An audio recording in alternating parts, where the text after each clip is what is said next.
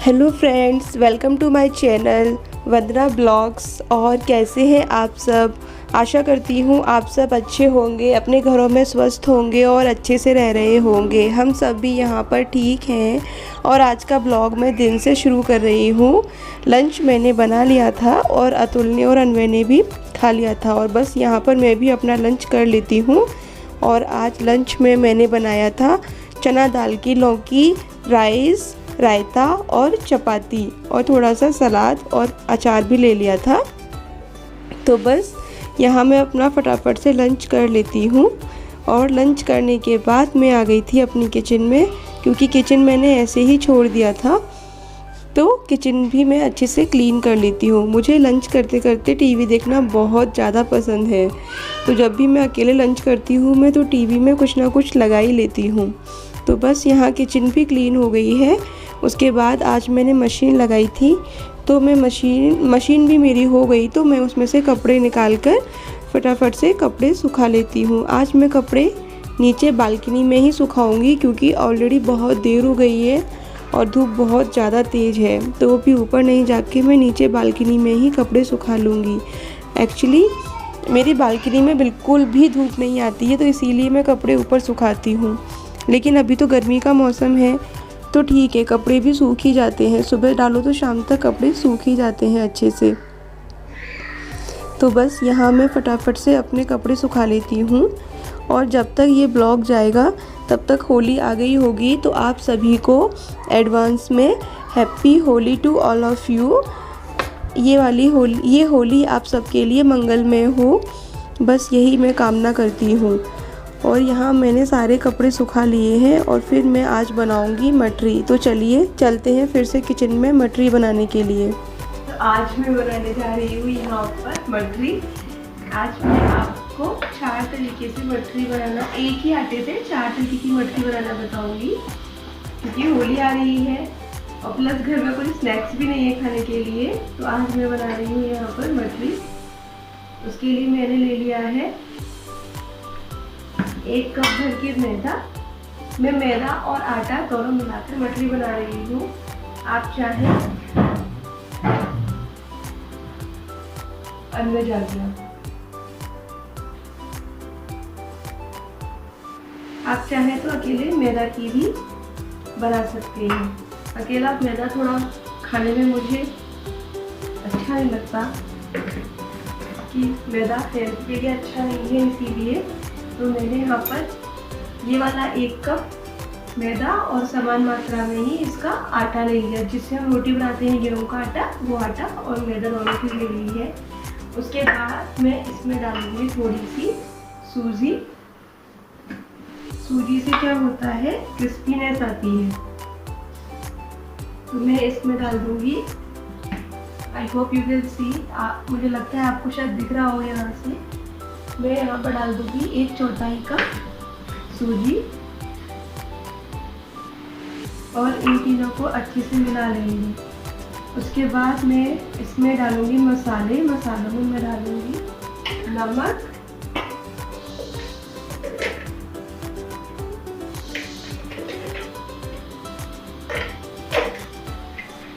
नमक मैंने डाल लिया है 1 छोटी चम्मच। और मैं डालूंगी थोड़ी सी अजवाइन। इसको हथेली के बीच में, देखिए इसको हथेली के बीच में लेकर पहले ऐसे रब करके मैं इसमें डाल दूंगी। आप चाहें तो इसमें जीरा भी डाल सकते हैं, मैं जीरा नहीं डाल रही। आप चाहें तो इसमें जीरा डाल सकते हैं। और मैं डालूंगी इसमें थोड़ी सी कसूरी मेथी।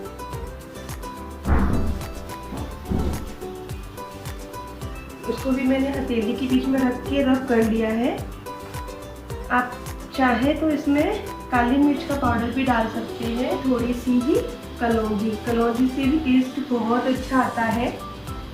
तो मैं इसमें थोड़ी सी कलौंजी भी डाल दूंगी और इन सबको अच्छे से मिला लेंगे। उसके बाद हम डालेंगे इसमें ऑयल। आप कोई भी ऑयल ले सकते हैं, लेकिन स्ट्रॉन्ग फ्लेवर लाइक सरसों का तेल नहीं, उसका स्वाद थोड़ा कड़वा जैसा लगता है। तो सरसों का तेल नहीं लेना। उसके अलावा आप इसमें घी का मोयन भी डाल सकते हैं, वो उससे भी अच्छा टेस्ट आता है। और बस फिर इसे अच्छे से घी को अच्छे से इसमें मिला लेंगे। और ये देखिए हमें इतना ऑयल डालना है कि ये आटे का अच्छे से ऐसे, देखिए इतना इजीली नहीं फूटेगा, तो ये आटे का अच्छे से बंध जाए, एक लड्डू जैसा बन जाए। देखिए मैं आपको फिर से दिखाती हूँ। इस तरीके से हमें आटा लेना है। और बस फिर इसे नॉर्मल पानी लिया है मैंने, ये इसकी सहायता से मैं इसका आटा लगा लूँगी। आटा हम थोड़ा सख्त ही लगाएंगे, जैसा कि हम पूरी का लगाते हैं, उससे थोड़ा सा सॉफ्ट, लेकिन रोटी और पराठे से थोड़ा सा सख्त आटा मैं इसका लगा लूँगी। और ये देखिए अच्छा सा एक आटा लग के तैयार हो गया है। ना तो ये ज़्यादा सॉफ्ट है और ना ही ये ज़्यादा टाइट है। और अब इसे मैं एक आधा घंटे के लिए अच्छे से सेट होने के लिए रख दूँगी। फिर मैं मिलती हूँ आपसे आधा घंटे के बाद, फिर हम बनाएंगे इसकी मठरी। क्योंकि अनवर जाग गया था और वो बहुत ज़्यादा आज इरिटेट हो रहा था, तो इसीलिए उसको थोड़ा सा खिला पिला कर हम उसे यहाँ हमारे पास में ही PCR नर्सरी है, वहाँ ले आए थे। हमें भी थोड़े बहुत पौधे लेके आने थे, तो इसीलिए हम लोग उसे यहाँ लेके आ गए थे। आज हम लोग सिर्फ देखने आए हैं कि कौन कौन से पौधे यहाँ लेंगे। फिर क्योंकि आज अनवर भी हमारे साथ आया है, तो स्कूटी पर सारी चीज़ें एक साथ ले जाना पॉसिबल नहीं है, तो फिर किसी दिन अतुल अकेले आकर उनको यहाँ से उठाकर ले जाएंगे। तो देखिए अनवर कितनी मस्ती कर रहा है, उसको सबको हाय करना है, चाहे उससे कोई बोले चाहे ना बोले, बहुत अच्छा बच्चा है। तो बस ये देखिए आप अनवर की मस्ती। और ये नर्सरी ना बहुत बड़ी है, मुझे पता नहीं है कितने एकड़ में बनी हुई है, लेकिन काफ़ी अच्छी जगह में ये नर्सरी बनी हुई है। और इन लोगों ने काफ़ी अच्छे से मेंटेन भी कर रखा है इस नर्सरी को। अभी लॉकडाउन में तो और भी ज़्यादा अच्छे से मेंटेन कर लिया था, क्योंकि बंद थी, कोई जा नहीं रहा था, तो उनको और अच्छा टाइम मिल गया इसको मेंटेन करने के लिए। यहाँ पर कम से कम 100 वर्कर्स लगा रखे हैं उन्होंने इस नर्सरी की देख रेख करने के लिए। और यहाँ पर वैरायटी ऑफ प्लांट्स भी बहुत ज़्यादा है। ये नर्सरी बहुत ज़्यादा अच्छी है। और यहाँ इनका ये दूसरा वाला एरिया है, जहाँ पर इन्होंने अलग से एक हॉल जैसा बना रखा है, जिसमें कि इनके सारे सेरेमिक प्लांट्स पॉट्स रखे रहते हैं। सारे सेरेमिक पॉट्स वगैरह आप यहाँ से ले सकते हो। और यहाँ देखिए कितने सारे इंडोर पौधे भी इन्होंने रख रखे हैं, क्योंकि मेरी बालकनी में धूप नहीं आती, तो मैं यहाँ से सिर्फ इंडोर पौधे ही लेकर जाऊँगी। ये देखिए यहाँ पर इन्होंने फुल सेरेमिक का आइटम रख रखा है। नर्सरी से आने के बाद मैं आ गई हूँ फिर से अपनी किचन में मठरी बनाने के लिए। आटे को आधा घंटा ही रखना था, लेकिन अनवर इतना ज़्यादा चिड़चिड़ कर रहा था कि उसे पहले घुमाने ले जाना पड़ा। उसके बाद अब मैं मठरी बनाने के लिए आ गई हूँ। अभी मैंने शाम की चाय भी नहीं बनाई है, पहले मैं मठरी बनाऊँगी, उसके बाद ही चाय बनाऊँगी। तो बस यहाँ आटे को मैंने एक बार और अच्छे से गुला लिया था, और उसके बाद मैंने उसे 5 भाग में डिवाइड कर लिया था। 5 छोटी छोटी एक सी लोइयाँ बना ली थी मैंने उसकी। उसके बाद मैंने एक लोई को लेकर मैंने अच्छा पतला बेल लिया था। और उसके बाद ये देखिए ये एक पेस्ट है जो कि मैंने बनाया है मैदा और घी से बनाया था। समान मात्रा में मैदा और घी दोनों चीज़ लेकर उनको एक अच्छा गाढ़ा पेस्ट बना लिया था, और इसे मैंने अपनी ये चपाती पर अच्छे से फैला लिया था। एकदम एक सा फैलाना है आपको, बहुत ज़्यादा मोटा नहीं फैलाना है। आप चाहे तो उंगली की सहायता से भी इसको फैला सकते हैं। और पूरा एक सा फैलाने के बाद फिर आप देखिए मैं इसे कैसे रोल कर रही हूँ।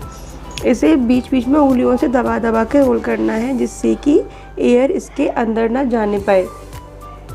और बस इस तरह मैंने इसको अच्छे से पूरा रोल कर लिया है।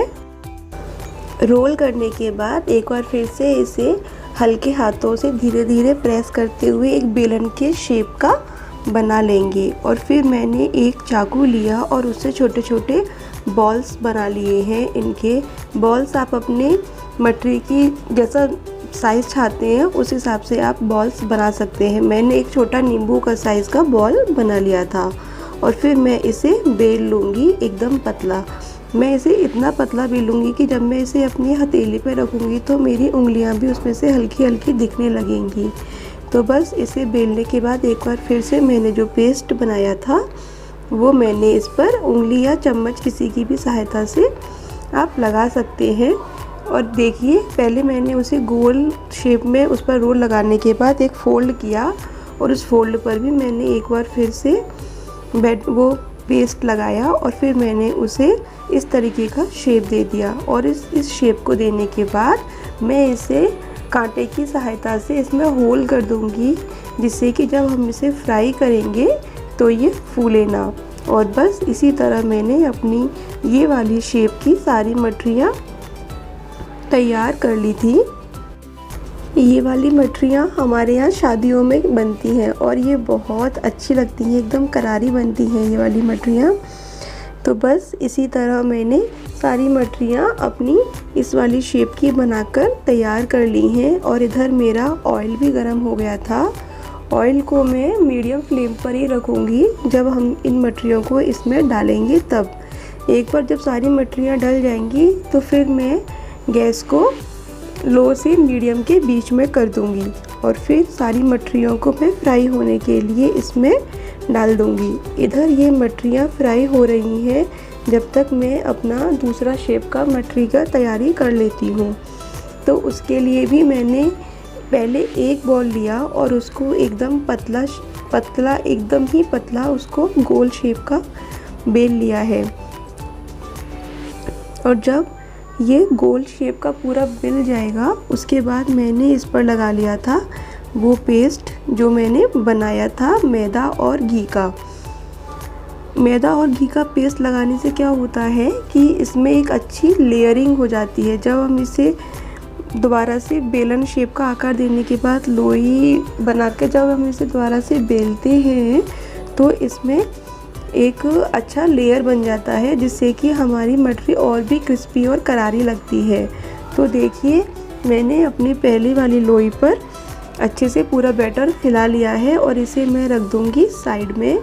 और फिर इसी आकार की एक और मैं चपाती बेल लूँगी। तो यहाँ मैंने दूसरा बॉल ले लिया था और उसको भी मैंने सेम साइज़ का बेल लिया था और जो पहले वाली चपाती थी उसके ऊपर मैंने दूसरी चपाती को अच्छे से चिपका दिया था। अच्छे से चिपकाने के बाद मैंने उस पर वापस से जो पेस्ट बनाया था उसकी लेयरिंग कर दी थी। और इधर देखिए यहाँ पर मेरी ये वाली मठरी भी अच्छे से फ्राई होकर रेडी है। तो मैं इन्हें अच्छे से तेल छानने के बाद एक प्लेट में निकाल लूँगी बस। तो फिर दूसरी वाली चपाती पर भी मैंने पेस्ट लगा लिया और फिर उसे भी मैं वही धीरे धीरे उंगलियों की हेल्प से दबा कर बेलन शेप का कर लूँगी। और फिर उनके छोटे छोटे बॉल्स आप किसी भी साइज़ का ले सकते हैं, मैंने छोटा ही रखा है। तो बस बॉल लेकर उन्हें मैं गोल शेप की बेल लूँगी, जैसे लच्छा पराठा बनाते हैं हम लोग, ये उसी तरीके की अच्छी लेयर वाली मठरी बनकर हमारी तैयार हो जाएगी। इसे अपन पापड़ी भी कहते हैं। तो बस इसको भी मैंने ऑयल में डाल दिया है और खूब अच्छा सा गोल्डन ब्राउन होने तक इसको फ्राई कर लिया है। तो इस तरह मेरी ये दूसरी शेप की गुजिया भी बनकर तैयार हो गई हैं। पहला बैच मैंने निकाल लिया है और ये दूसरे बैच की गुजिया भी मैं इसमें फ्राई होने के लिए डाल दूँगी। आप लोग बनाइएगा अपने घर पर, ये बहुत अच्छी और बहुत करारी बनी थी। मैंने भी ये पहली बार ही बनाई थी और मेरे हस्बैंड को बहुत ज़्यादा अच्छी लगी थी। मेरे हस्बैंड थोड़े चूज़ी हैं खाने में, उन्हें अच्छी लगी, मतलब ये गुजिया बहुत अच्छी बनी थी, मठरी बहुत अच्छी बनी थी। और फिर मैंने तीसरे तरीके की मठरी बनाने के लिए एक और बॉल लिया और उसे भी मैंने गोल ही बेल लिया था और उसके बाद मैंने उसे डायगोनल शेप में काट लिया था। आप चाहें तो इन्हें एकदम छोटे छोटे बिस्किट के शेप में भी काट सकते हैं। और बस उसको भी मैंने फ्राई करने के लिए ऑयल में डाल दिया था और इधर मैं बनाने जा रही हूँ अपना लास्ट 4 टाइप का मटरी। इसकी क्लिप मुझसे मिस हो गई। ये मैंने काजू शेप का मटरी बनाया था, तो इसके लिए भी मैंने गोल ही बेल लिया था लोई को, और फिर मैंने उसे एक छोटा किसी भी बॉटल का आप ढक्कन ले लीजिए और उस ढक्कन की हेल्प से मैंने काजू शेप का इन्हें काट लिया था। देखिए ना, लग रहे हैं ना एकदम काजू जैसे, क्योंकि अनवे बहुत चिड़चिड़ कर रहा था तो उस चक्कर में शायद मैं रिकॉर्ड करना ही भूल गई। और बस फिर इन्हें भी मैंने गोल्डन ब्राउन होने तक मीडियम से लो के बीच में गैस करके अच्छे से फ्राई कर लिया था। जब तक यहाँ मेरे काजू फ्राई हो रहे थे मैंने अपनी किचन भी नहीं है, और देखिए ये अच्छे से गोल्डन ब्राउन कलर के हो गए हैं। तो मैंने इन्हें कढ़ाई से निकाल लिया था, क्योंकि इनमें थोड़ा ऑयल तो रहता ही है और ये अभी गर्म भी है, तो थोड़ा सा इनका अपना कुकिंग टाइम होता है।